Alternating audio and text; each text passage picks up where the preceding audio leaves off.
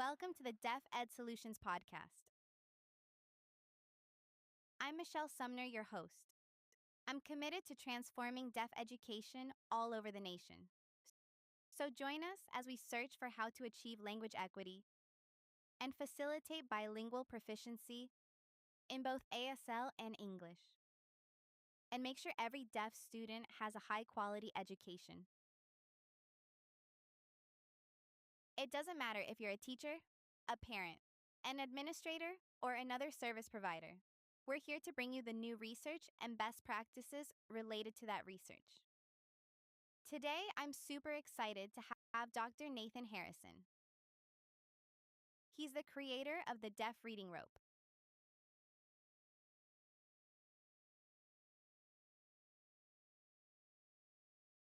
You can learn more about Dr. Harrison by visiting his website, nathanharrison.education. You'll find all the important links below as well. Hello. So, the Deaf Reading Rope I want for our viewers and listeners.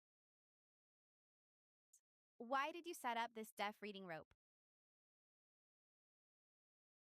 You started with the reading rope from Scarborough. Explain what was missing and what you needed to add for deaf students. Well, I was an adjunct faculty for a university. I was teaching courses on how to teach ASL and English instruction. Also, how to teach math, science, social studies, all these other areas.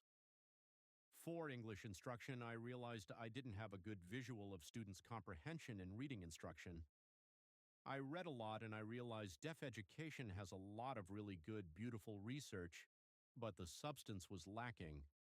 Something to show visual access, it just wasn't there. In the hearing world, there were several articles about the science of reading. One really good visual model that I liked was the Scarborough reading rope.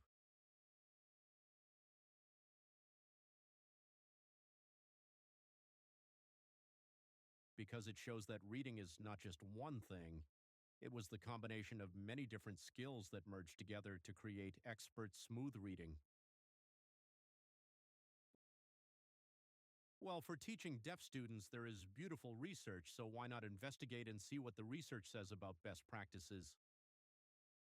Then I reframed that reading rope and modified it to fit those concepts. So, anyway, for 1 year, I devoured the research and compiled everything together. Then I took the science of reading from the reading rope and reframed it to include those best practices for general education and for deaf students by merging them together. One big difference was the language.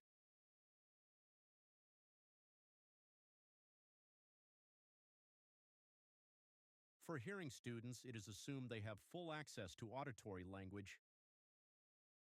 However, for many of our deaf and hard of hearing students who use sign language, the priority is to teach them the language. They are learning to communicate. In the original reading, rope wasn't even a consideration. I recognized ASL's role in learning how to read and an expression. So again, looking at the research, I found some best practices and ideas behind how skilled deaf readers become successful. I added that component, along with the Scarborough reading rope, to create the deaf reading rope. It's interesting that you talk about language. It is missing from the original reading rope. And that's really true. In hearing education, there is an assumption that students already have internal language. But many of our deaf students show up and they arrive at education with a variety of different levels of language. ASL, English, mixed, auditory, oral, whatever have you. The student population is very diverse. So I'm curious, how can teachers address that diversity of students with one framework?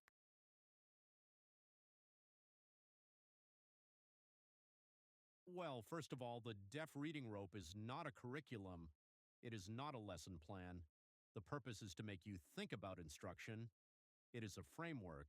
It is a snapshot. It is a model. So, first, teachers should look at themselves. What are you doing well? Most teachers possess excellent instructional skills. Now, identify what you are missing. What are the weaknesses? This one is not emphasized enough.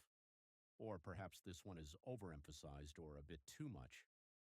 So, back up and find a balance, then tweak your instruction. Now, with students, look at what their strengths are. What are their weaknesses?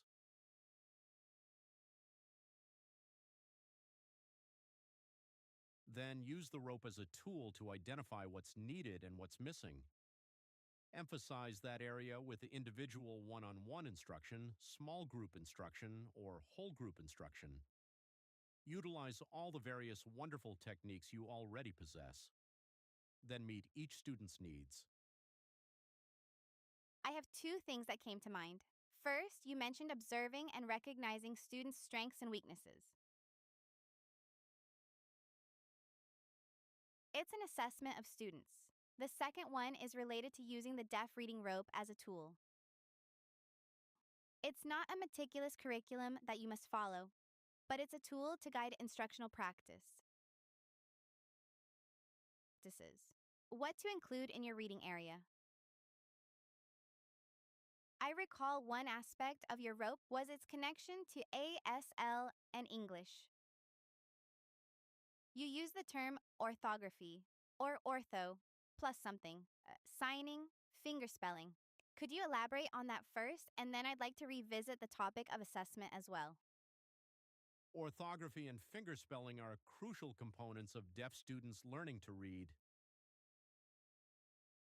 For a hearing student like kindergarten through third grade, there's a lot of emphasis on phonics. That's great. Some of our deaf students can benefit from phonics. It is possible.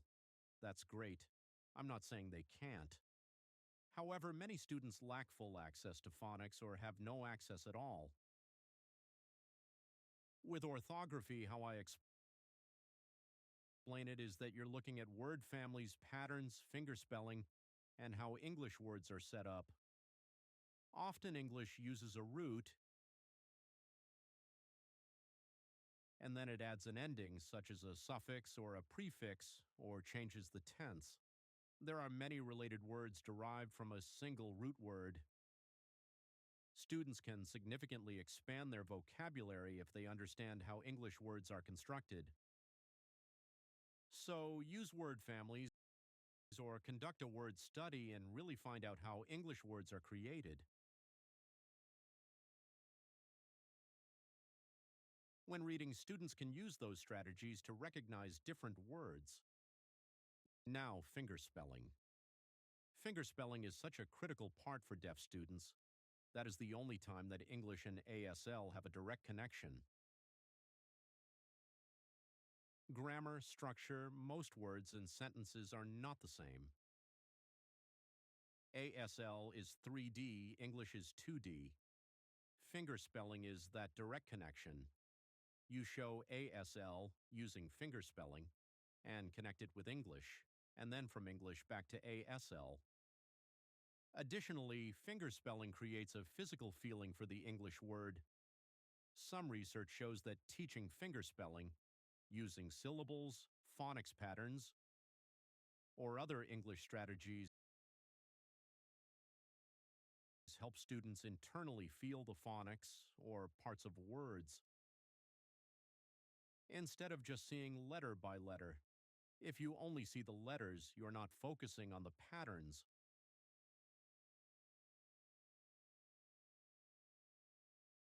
Physically doing the fingerspelling and common patterns will help students naturally start to internalize them and feel the patterns inside. Later, they can use that skill. That comment about focusing on letters is so right. I remember my classroom a long time ago, and a student would want me to fingerspell a word. For example, back. I would spell BACK together. But as soon as I signed B, they would look down. Then they would look back up for A. They would simply copy the letters one by one. I would say, you need to look at me. Baiki. CK, CK. That's a pattern. That. So they have to understand the letter patterns, such as ing, tion. Those are patterns in English, and they have to catch that instead of trying to see a word letter by letter. Focusing on letter by letter or word by word is not smooth. It is not smooth. We want to make it smooth. Students have to understand words and sentences and make them smooth. That requires instruction to teach them how to connect the concepts together, not just teaching words or sentences individually. So you brought up something, but really quickly. I would like to revisit the topic of assessment. Can teachers use your tool to assess students' abilities in those elements of the deaf reading rope? Well, in general, yes. It's not an assessment itself. It doesn't have questions. It doesn't have scores. There are no comparisons. But you can start with a gut check. What are students' strengths and what are students' weaknesses during observation? Then teachers can pick assessments to match each area or element. They can include their own observations or classwork. Document those things. Maybe it's not a true assessment, but it can help identify what is needed. Or maybe, I don't know, their skill level. So test it, try it. Maybe there are assessments out there. Maybe you can develop one for your class. All teachers approach assessment individually. They have to figure that out on their own. This is just a guide to see what is needed to assess students. I would love to see more assessments specific to ASL. You know, there is a big part of incorporating ASL into Scarborough's reading rope, which became the deaf reading rope. I recall that part involves the comprehension aspect. Can you talk about ASL literacy? Why is that so important for students related to reading? There are many theories for bilingual or multilingual students. It provides a common undertone for proficiency. That language, whether English, ASL, or Spanish, is in the brain. They take it all in, comprehend it, and use it all. The worlds are not separate inside our brain. We use all languages in an interconnected way to build understanding. There is a concept called translanguaging.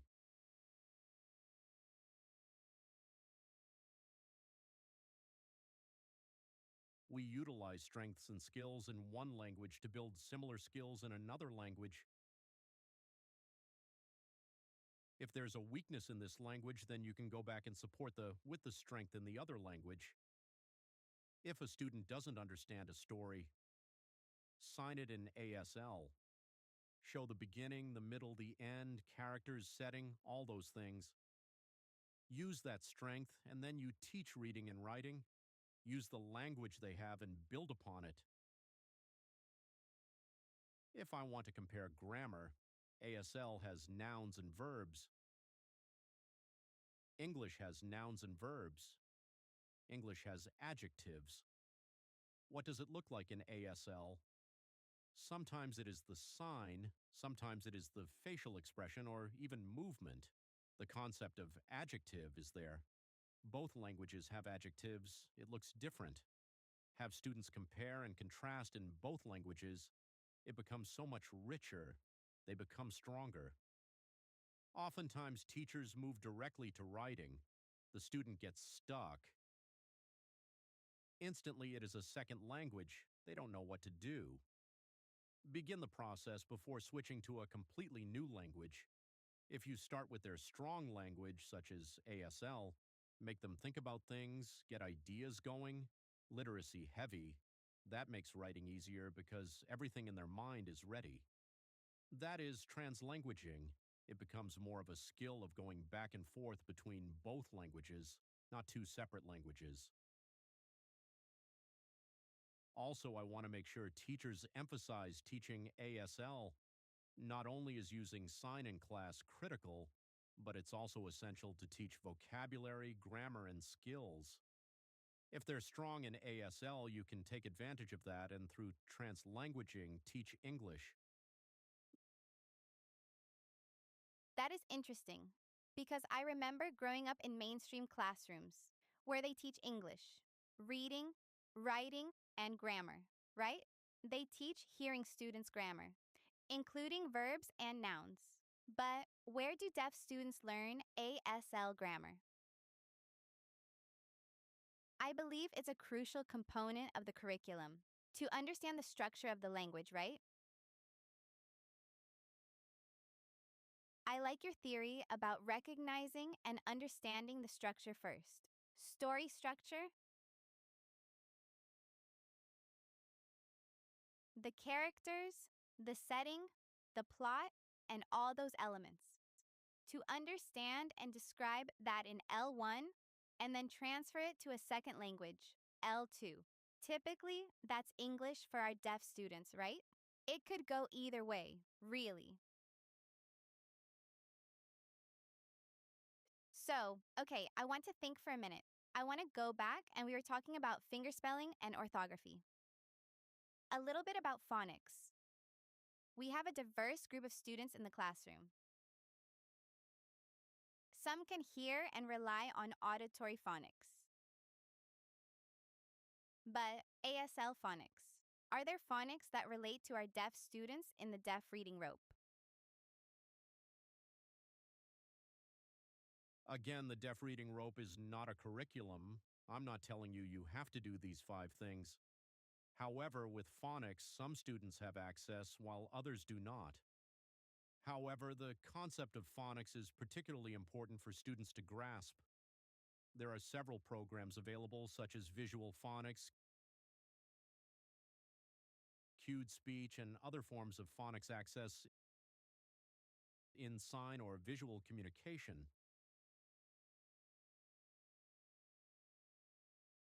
Some deaf students benefit from that, some students don't. The importance is to expose students to the sound behind the English. English is a sound based language. That's why sometimes, well, a word just doesn't make sense. It's based on sound. So, if students understand where the words come from, where the spelling originates, and where the structure comes from, then they understand the content and background of English, and it helps them access reading better. It doesn't matter if they have access to auditory phonics. So, I'm visualizing myself servicing a student as a teacher or a specialist in the classroom. And I have the deaf reading rope, which is a document with two main ideas. And they kind of, oh gosh, you sign it so much better than I do. You know where the strands all come together and it becomes one rope. So I'm reading that, planning and thinking, okay, I'll use that. I teach that. Oh, wait, I never thought to add that component to my instruction. I think I'm going to focus on that. Sometimes it can be overwhelming. I'm missing 5 or 6 different pieces. We discussed this before in another conversation about the importance of focusing on one thing. Can you go more into depth about that? Yes, I have a story to share with you. A few years ago, the British bicycle team for the Olympics was lousy. Their sponsor said, "We don't want you to use our bikes anymore." They fired the coach and hired a new one. The first day of practice, do you think they went deep into crazy practice to get ready? No. Instead, he taught them how to sit on the bicycle, how to sit the right way, how to pedal, how to balance. That is all they practiced. The team said, "What the heck? That is beginner stuff." The coach said, "Okay, just wait." Every day they took a new step, very slowly, one skill at a time. His philosophy is called 1% better. His goal was day one, 0. Tomorrow, 1% better. The next day, 1% better, and so on. So after 1 year, they were 365% better. The England cycling team significantly improved. They represented their country well in the Olympics. Start with the basics. So as a teacher, it's overwhelming. All the standards, you have IEPs, you have paperwork, you have to teach social skills, you have all this stuff you have to do. And then I show you the model of the deaf reading rope. It's not just one skill, it's several things, like 15 different skills. Many things, right? And each of those skills has sub-skills, so pick one. If you already do something, great, continue doing that. Then maybe you say, oh, that area, I need to work on that. Take that first step. That is it. You don't have to do it all at one time. So tomorrow, what's one simple little thing that I can add? Just one thing at a time. Each day, add one new step. Through time and through experience, you will be able to touch on all of them. You will. But right now, just pick one. Something that's easy, 1% better every day. That's a good point. I'm always thinking, myself, I'm a huge reflective thinker. So every time I'm teaching, every day I go to work, I think about that day. What can I improve tomorrow? So today I was successful with these things, but what can I improve on tomorrow? I'm always thinking about improving. In education, we can always improve. The goal of this podcast really is to bring new ideas and new thoughts to teachers, administrators, and parents. I just want to throw it out there. Try it. One thing. Pick one thing to improve for tomorrow. I love that. I'm curious, Nathan, you do a lot of research. You have many things on your mind. I read your website. It seems you have a lot on your mind. What's next for you after the deaf reading rope? What's next? Well, I have always looked at the deaf reading rope as version 1. It's not finalized, it's not a completed document. Additional research can be conducted. I need to support other researchers out there, have discussions about this. And over time, I will modify and update the deaf reading rope. Really, just to say, I am finished. That is just silly. You are always learning more. You are always improving. Additionally, I'm conducting research on leadership in deaf schools and deaf programs. Leadership is an essential component of the reading process, specifically within the instructional process. How can we help leaders better understand how to support teachers? Then teachers support the students so that everyone can be successful. That is awesome. I also think it would be beneficial to see more research on how that framework can be utilized as an assessment tool for teachers. I think there are a lot of new assessments emerging all over. We can pull them together and match them with your idea of the deaf reading rope.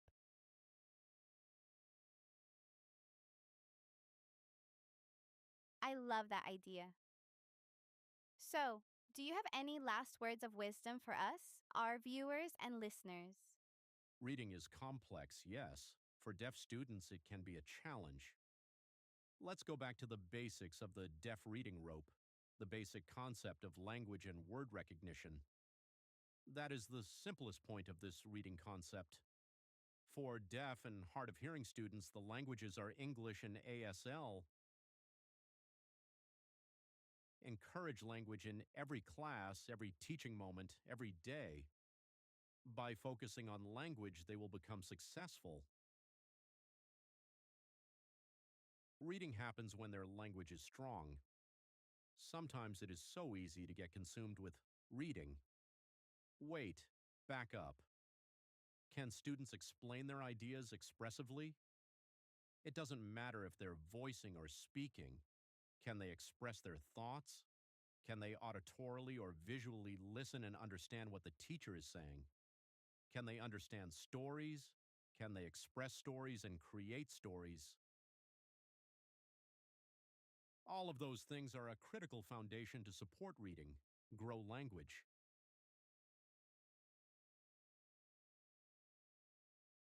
And teachers, if you're feeling overwhelmed, it's okay. Just remember 1% better every day. That's it. One thing, do it. And then, when you feel, I have it, move on to the next thing. Take it step by step, baby steps. It's going to take time. Together, we can improve results for deaf students.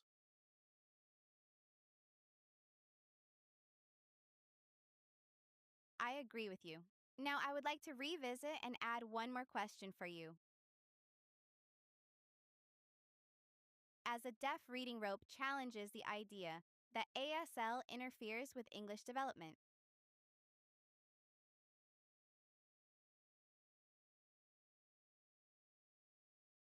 Explain how ASL actually supports English development. Well, it's really that concept of translanguaging, right?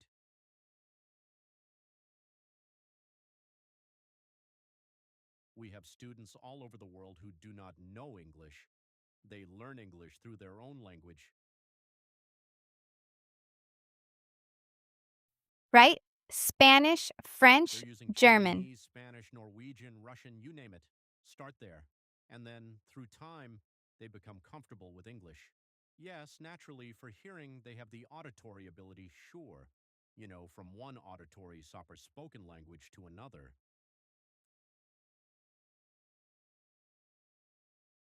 For deaf and hard of hearing students, it is different, yes.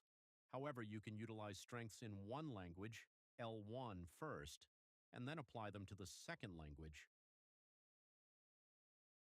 When students understand nouns, verbs, and sentences, when they understand paragraphs and stories in L1 ASL, we can take advantage of that skill.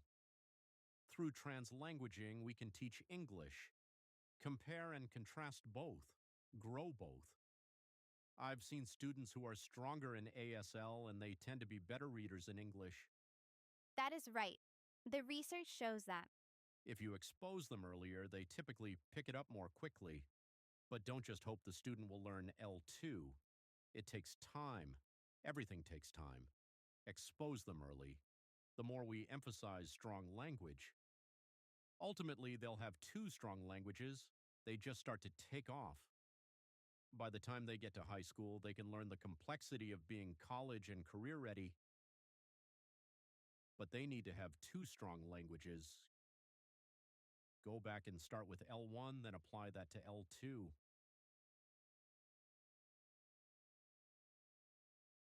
That is so true. I recently conducted research on teaching bilingualism in the classroom. One of my participants commented, all deaf children, regardless of hearing levels, are visual from birth.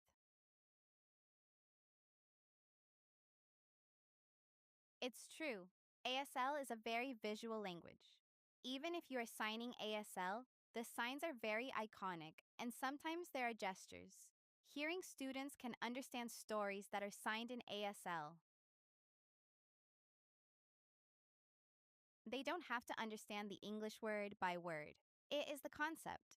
To consider the concept that even when deaf students are not fluent users of ASL, they can still grasp the visual concept of a story in ASL and then apply it to English using words. Yes. Perfect. Thank you for answering that for me. Okay. So awesome. Okay, let's wait a minute. Laughing, yay! I really appreciate you being here with me and joining this discussion. I really look forward to seeing your work in the future. We'll see what happens. Okay. We'll see you again. Bye. Fingers